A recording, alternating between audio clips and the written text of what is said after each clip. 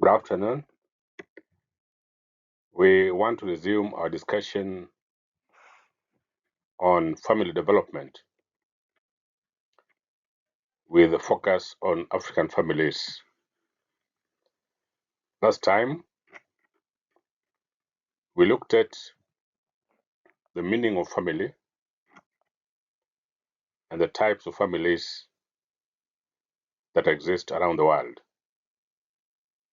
We also looked at the functions of the families, in which we highlighted various functions such as reproduction, sexual regulation, socialization, social placement, economic provision, and psychosocial support. We want to move further today and take some time and focus on the African families with an understanding of what makes African families unique and stand out compared to other families around the world. So I want to welcome you to our topic on the characteristics of African families.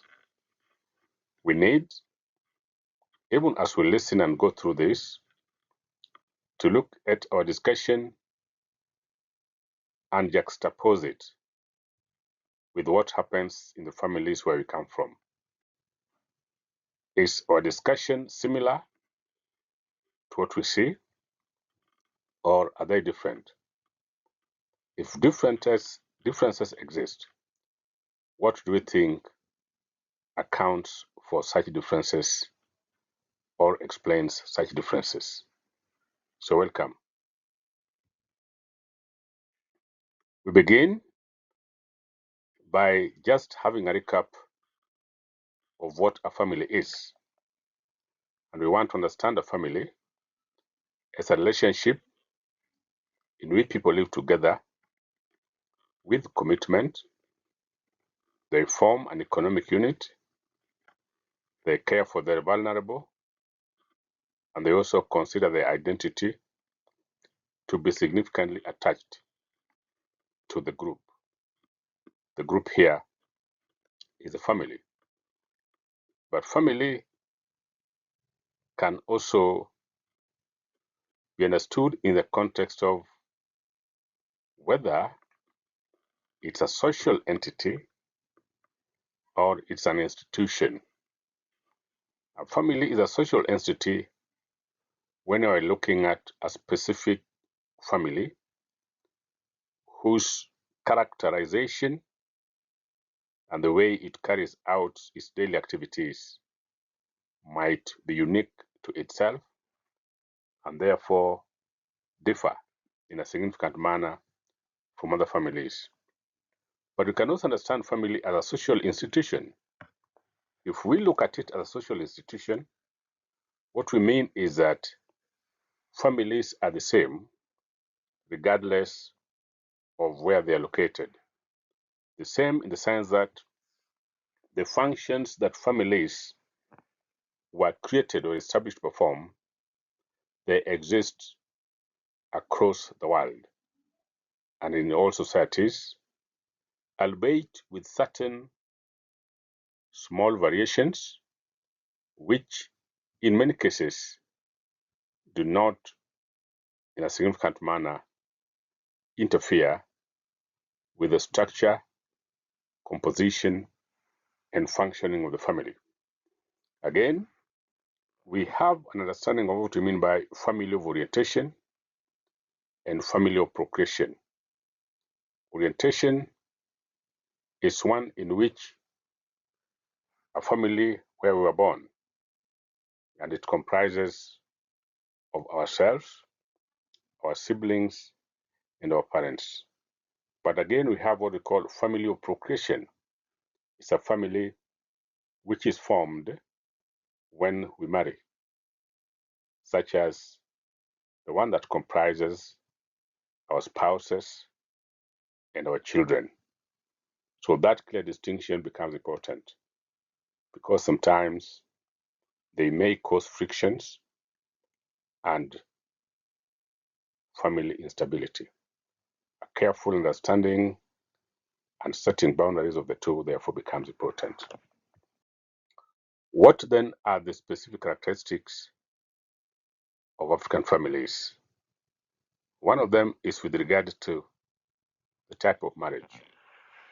We noted that marriage can be of two types, monogamy and polygamy. Polygamy again can further be divided into polyandry and polygyny. Polyandry is a case in which a woman is married to more than one husband, and polygyny is a case in which a man is married to more than one woman. In the African context, polygyny is the most common form of marital union. Although monogamy is taking root, still polygyny holds sway in most of the African cultures and societies. The reasons why it does so will be a topic of another discussion. But perhaps we may want to understand that among the reasons why it was so was that in the African context, there was desire for many children because children were considered a source of wealth and also insurance during old age or during periods of sickness or infirmity. Therefore, families preferred to have many children. And one way of ensuring that families had many children was to marry several wives so that each wife can have a given set of number of children and all together they contribute to the larger family. Again,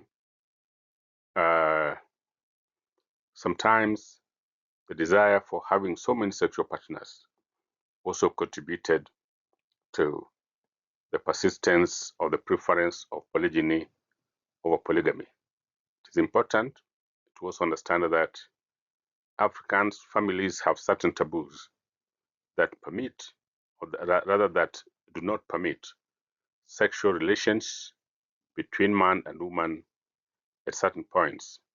For instance, at birth, during menses, and also sometimes during lactation period. Lactating mothers were sometimes advised not to engage in sexual relations with their husbands for fear that it could expose the child to certain health conditions. In that case, therefore, it was discouraged. But also polygyny also existed because polygynists, in this case the men, felt greater self-esteem, respect, and also ranked higher socially compared to their counterparts that were monogamists. Therefore, polygyny was perceived by men as a means of enhancing their self-esteem, earning respect, and a higher social ranking in society.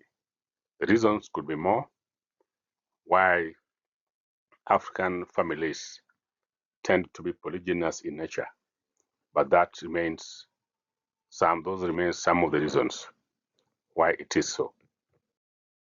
The other aspect of African families that we want to look at is with regard to selection of a marital partner. Marital partner selection, we know, can take several forms.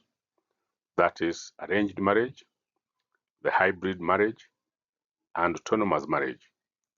Arranged marriage is when parents and elders of the bride, rather of the groom, arrange with elders or parents of the potential bride, and they discuss behind the scene the need for their children to get married. In other words, spouses to be have very little contribution when it comes to the selection of their marital partners. When it comes to hybrid system, this is when both sides, the children of the groom and the bride that intend to marry, together with their parents, they both have stake in the choice of their marital partners.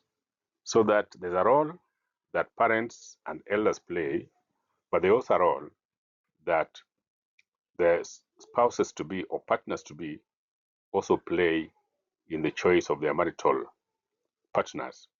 Autonomous is when spouses or partners have total freedom to choose and to arrange marriage on their own with or with very little involvement of their parents. In other words, they have complete control in the choice of when they marry and whom they marry. Arranged marriages, on the other hand, is not the case. Children are guided or spouses are guided into whom they're going to marry. Given the three types of marriages, the most common form of marital partner selection is arranged marriage. It was done so on the belief that people who intended to marry, culture-wise, were considered inexperienced to know who a good man or a good woman was, and therefore the delicate role of partner selection was bestowed on parents and elders, whom, given their life experience and having brought up their children, it was felt that they understood their children in terms of their weakness and strengths, and therefore the kind of partners they can live with. In that case, therefore, they took charge in terms of selection because they felt that the right partner, the choice of a right partner, required wisdom, required experience, and required providence, which is only available with the parents, the elders, and not the young people that intended to get married. So, with regard to partner selection, the most common form of partner selection method is arranged marriage. Indeed, hybrid and autonomous marriages are also emerging, especially among the educated and urban-based African families. But rural-based families, they are still leaning towards arranged marriages, and this is likely to persist for some time. The other aspect that we want to look at that also distinguishes African families and other families, or traditional families and modern families, is with regard to system of descent. System of descent refers to the socially recognized links between ancestors and descendants, or how one traces his or her ancestry. And descent can exist in several forms. Bilateral, that is, it is traced through either parents, that is, the man or the woman. It could be unilateral, where it is traced through parents and ancestors of one sex only. There are again three types of unilateral descent, namely patrilineal, which implies that descent is traced through the father's line only. It could be matrilineal, where descent flows from the mother's side only, or it could be ambilineal, that is, it follows either the father only or the father's side only, depending on the situation. Again, I want to state here that most African families practice patrilineal descent, which implies that only males carry on the family surname, and the lineage of the family is traced on the male side.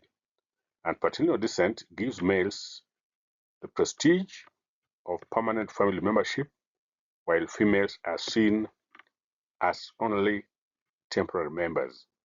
So in that case, therefore, naming, for instance, children are named, for instance, in some cases, based on the side. Let me repeat that. Children's adopt culture of the father, the names of the father, and the practices of the father.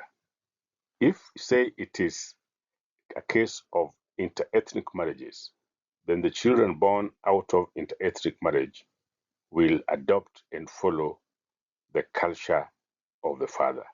It is because most African families embrace patrilineal as a system of descent. The other issue that we want to look at with regard to African families is the issue of where do partners who marry settle? Upon marriage, where do couples settle? So we are talking about post-marital residence system. And post-marital residence systems patterns are cultural norms that dictate where a married couple lives in relation to their parents. And there are four post-marital residence patterns. These are patriarchality, matrilocality, ambilocality, and neolocality. Patriarchality is where the couple lives with or near the husband's family. Matrilocality is where couple lives with or near the wife's family. Ambilocality is where couples live with either the wife's or the husband's family. In other words, it is their choice to go either way. Then neolocality is where the couple establishes a new household separate from their families. That is, they're neither on the man's side or on the woman's side. Neolocality. Again, I want to emphasize that most African cultures embrace patriarchality. That is, upon marriage, a man settles with his wife and the children in the homestead or near his father's or his parents' homestead. The woman leaves her parents and settles with the man near the man's parents' homestead. And the woman is occasionally permitted to make visits, routine and also special visits, such as if there are important ceremonies. But her real residence, where she takes much of her time and in which she is encouraged to develop and nurture, is near the husband's parents. There is sometimes, if it is places where land is abundant, then they will settle in the ancestral land of the husband. I also want again to emphasize here that neolocality, where the couple establishes a new, separate, and independent household, is also emerging, largely because of urbanization and also because of modernization. But again, land scarcity, land holding is becoming small to the point that ancestral land is quickly diminishing, and in the process, it's becoming difficult for people to construct their homesteads in the ancestral land because of lack of such space. So the only major reason why neolocality is emerging is because of urbanization, modernization, and also pressure on land as are an important resource for settlement. We also want to look at African families with regard to size and child preference.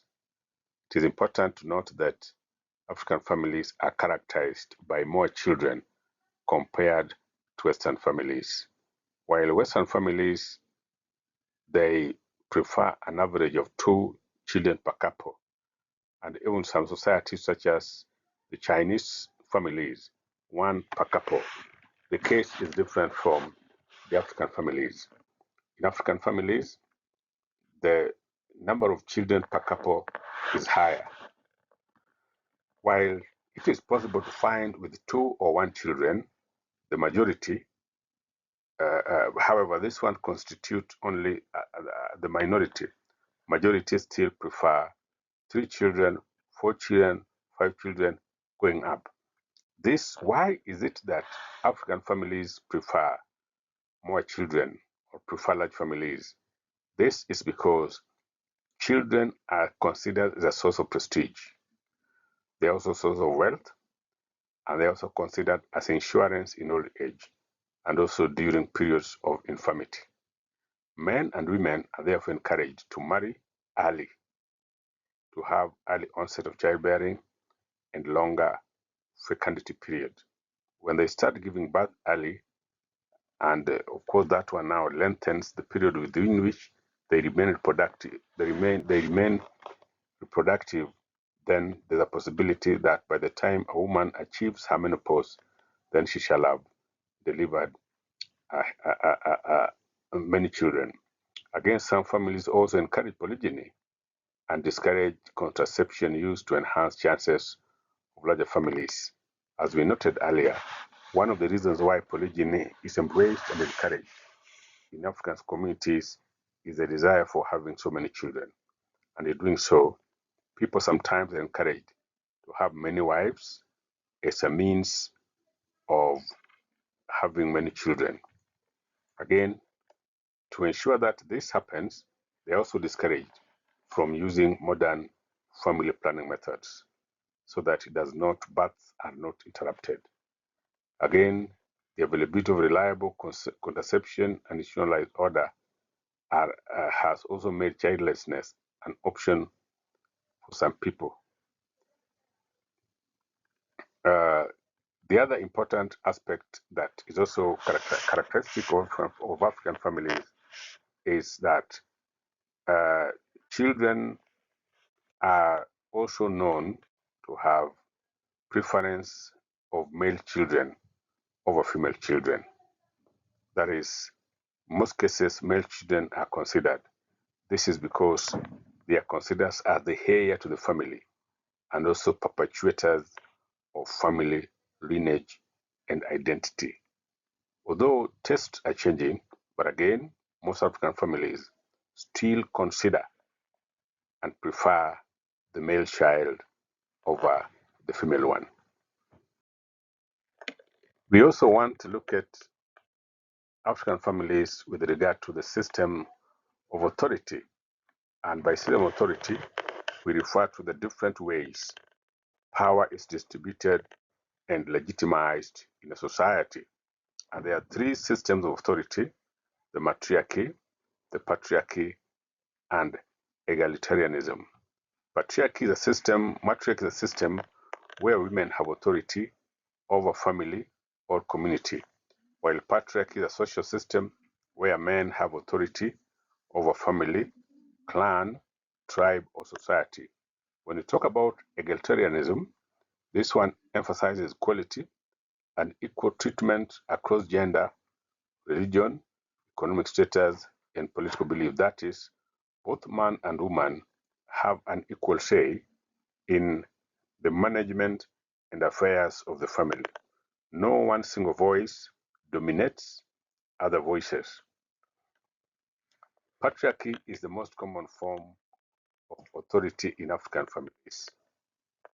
Therefore, family resources such as land are controlled by men, in addition to them being accorded positions of leadership throughout society. African Indeed, even through socialization, men are taught to be authoritative, to be tough, to be courageous. This is the ideology that perpetuates the authority of men in society. Women, on the other side, are trained to be soft, to be submissive, and to be respectful to their husbands. Again, it's a means by which women's voices are suppressed, and structures ensure that the male voice continues to reign supreme, and that is the one that holds power and one that offers directions on how things occur in the family. The second last item that I want us to look at with regard to African families is the issue of inheritance. And inheritance rules refer to the culturally specific patterns and norms that govern how property and social status are passed down from one generation to the next in the family. There are basically three forms of inheritance rules, and these are matrilineal, patrilineal, and egalitarian. Matrilineal is a form of inheritance in which the mother's lineage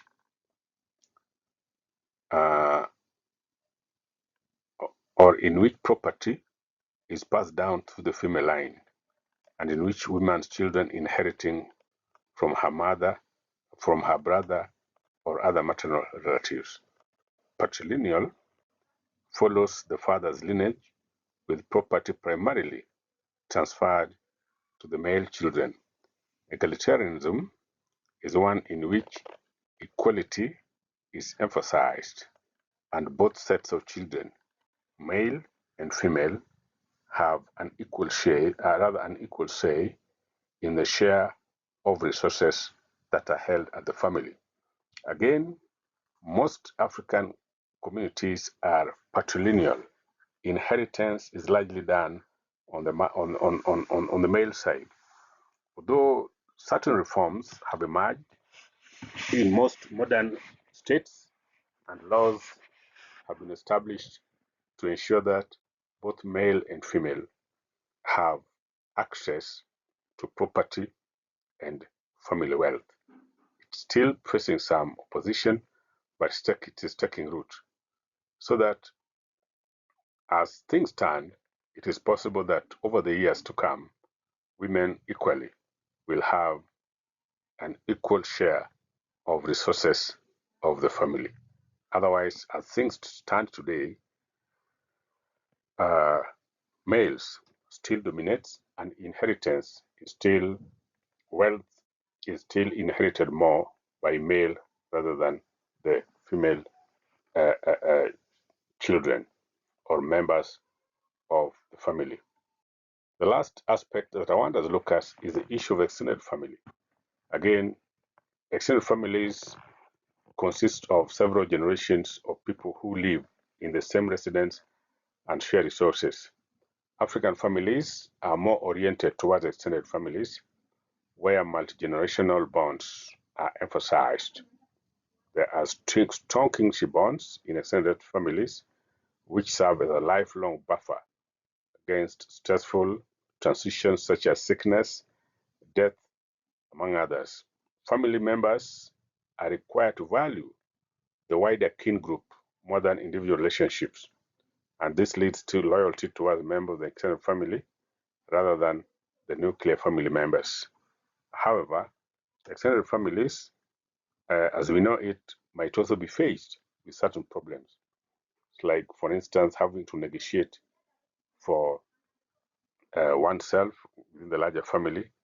Again, there are also cases of disinheritance and also so much loyalty of a member of the extended family other than the children or the nuclear family. Again, it remains with us. We are often called upon, quite often, to help our sisters, our nephews, our nieces, our uncles across the board, and our cousins in the spirit of togetherness, which is emphasized by extended families in most of the African cultures. That marks the end of our discussion, and I want to thank you for your time and for listening. Anything that is not clear, kindly note it down and raise it when we have face-to-face lectures. Thank you.